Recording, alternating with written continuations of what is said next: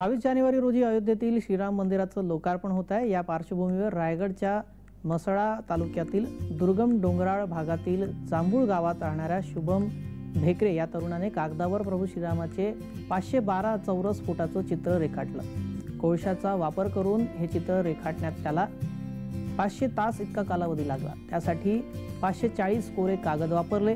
कुठलीही कौटुंबिक पार्श्वभूमी नसलेल्या गरीब कुटुंबातील शुभमने चित्रकलेचे कुठलेही शिक्षण घेतलेले नाही। असे असताना त्याने रेखाटलेल्या या चित्राचं परिसरात सर्वत्र कौतुक होत आहे।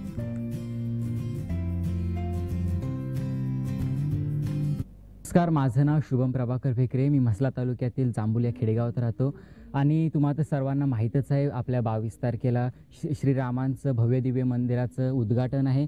तर त्यासाठी मी हे श्रीरामांचं भव्य दिव्य चित्र साकारले आहे। तर हे चित्र 512 स्क्वेअर फीटाचं आहे आणि याला पूर्ण बनवायला मला जवळजवळ 500 तास लागले आहेत आणि यासाठी मी खूप मेहनत घेतलेली आहे।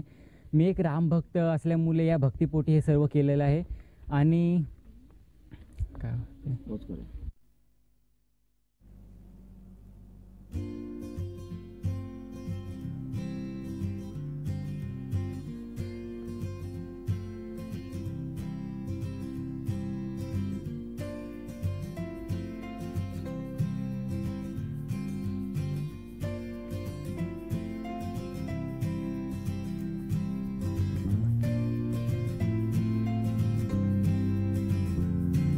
रायगडमध्ये चित्र रेखाटाला या तरुणाला 500 तासाचा कालावधी लागला। 512 चौरस फुटाचं हे चित्र प्रभू श्रीरामाचं त्यानं साकारलं।